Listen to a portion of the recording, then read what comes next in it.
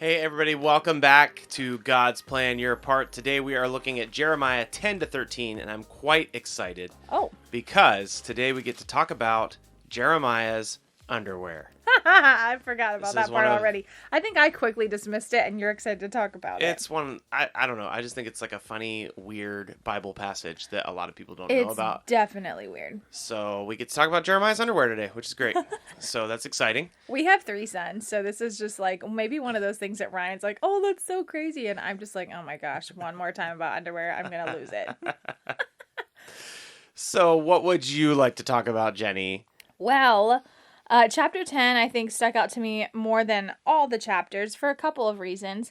In chapter 10, verses like 5, well, it's probably just 5. 5 talks a lot about that same idea of idols and how God's kind of like calling them out, saying, hey, idols are literally just an object, and people are putting so much time into worshiping these things that are just objects. They can't walk. They can't speak. They have to be carried from place to place. I think this is kind of that like jealous part of God that we're seeing, where he's just like, I am living. I'm here like interceding with you. I want to speak to you. I want to like love you and grow with you. I guess they grow with God. But anyway, but it's calling out how these idols shouldn't be feared because they can't actually do evil. That's what the verse is saying. And they can't really do good either. Ultimately, they're just objects. And I think oftentimes we struggle with those kinds of mentalities because, like, what is actually to be feared is the sin that we internally struggle with all the time that really tempts us to do things that are sin. So like the object itself is nothing to be feared, but it's what our hearts do to sin against God with said object. So that's really interesting again to me. There's another little part. I think you're talking primarily about chapter 10. Right. There's another section of that chapter that basically like it talks about again how an idol is crafted and how it's just wood. Mm-hmm. And then it pivots and talks about how the Lord of the earth made all things. Oh, yeah. So like you get this image of this craftsman like working hard on a gold-plated idol. And then you get this image of God creating the tree, creating the gold, creating the craftsman, creating all things. And Jeremiah, by the word of the Lord, is basically just saying, like, this is so silly. Like, you are worshiping these tiny, insignificant things made by human hands instead of the creator God who made all things by his own hands. And so it's a pretty powerful image, actually. And they actually go into talking about like the craftsmen too. Yeah. I believe they're called out to be taking instruction from idols. They're just beaten silver and beaten gold, and taking instruction from idols is stupid and foolish. Like, come on, guys. It definitely reminds me of that passage in Isaiah that like walks out a guy that cuts down a tree, that cooks his food, that heats his house, and also creates an idol, and kind of walks through the story of that man creating that idol, and then talks about the power of God. But what's interesting, can I like kind of flesh out a little bit more too? So we're talking about how this is like an inanimate object. Yeah. But what's crazy is like when you and I have always said, like, it's not the wood, but it is like there's demonic, like spiritual forces that when you allow yourself, not the piece of wood, but when you allow yourself to seek out something other than the Lord, you're not hearing from some dumb little piece of wood. You are hearing from evil demonic spirits. And like, I think that is what is so crazy, because when you break it down to that, we've said that so many times, like there is good and there is evil. And when you search out the evil, it will find you.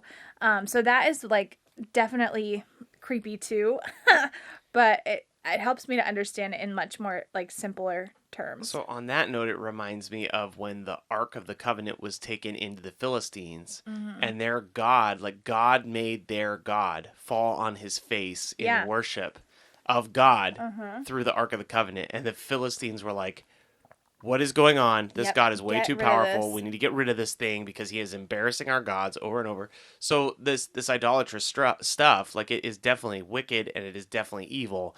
And God's power is always way more significant than this janky stuff that evil is trying to create, And that the devil is trying to create. You can apply it to like even our lives today, like so many things. Like if you put your fashion or your whatever fitness or whatever things in your life that are like more important than God, like you're actually inviting in something else that you don't want there. It's kind of crazy. Everything in all of our lives should be built on faith in God and relationship with God. We talked about that a little bit yesterday. Yep. Anyway. As we go through chapter 11, there's an interesting line in chapter 11. It's in verse 8. Therefore, I have brought upon them the words of this covenant, which I commanded them to do, but they did not. So it's easy to think of God's covenant as his promises to prosper his people and care for his people and look out for his people. But also part of that covenant was blessings and curses. So God is announcing, I'm bringing about the curses now. So like part of our original contract, part of our original treaty, our suzerain vassal treaty, if you're into nerdy extra credit, I'm bringing out all the curses that were promised in that. And chapter 11 is proclaiming that. Chapter 11 also is revealing that the Lord made Jeremiah aware of an assassination plot against himself. So if you read over chapter 11 quickly, you'll miss it.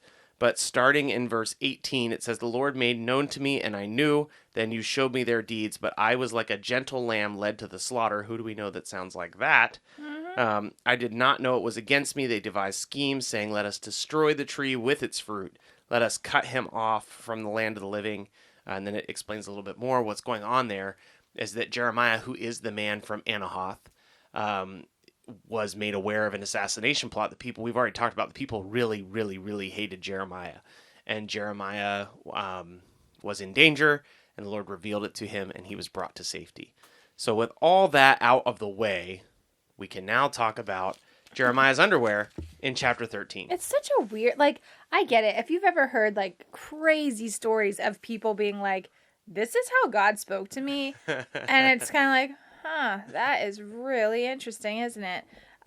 This one probably outdoes that. If Jeremiah raised his hand in church and was like, the Lord showed me some underwear. With poop in them. This is ridiculous. So this is not... We are not being over the top. This is actually what happens. Really what it says. The Lord tells Jeremiah to get a fresh loincloth, which is underwear, and he is supposed to take it after he wears it and put it in the stones in the wilderness. And then he goes to retrieve it several days later, and it is destroyed and ruined because it was out in the wilderness. And of course, the weather destroyed and ruined it. And it's exposed to animals, to birds, to insects, to like it destroyed it. So the image here, because God often makes these prophets do some weird stuff, the image here is that we were created to cling to the Lord. So the underwear imagery is a little bit odd, but to flesh that out, we were made to be very close to the Lord.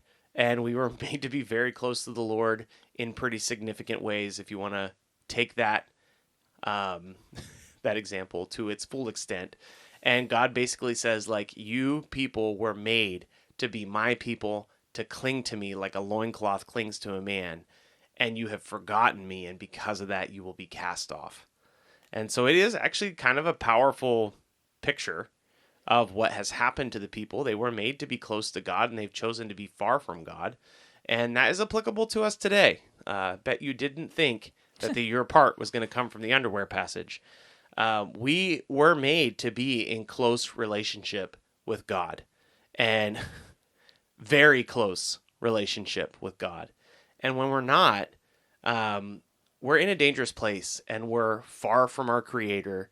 And that is when foolish and stupid things get brought out of us. The passage actually talked at length about the people being stupid. And when we are far from God, when we choose to no longer cling to Him, we are in danger and we are in a bad place. And right after that example in chapter 13, Jeremiah gives another example where he fills up wine jars.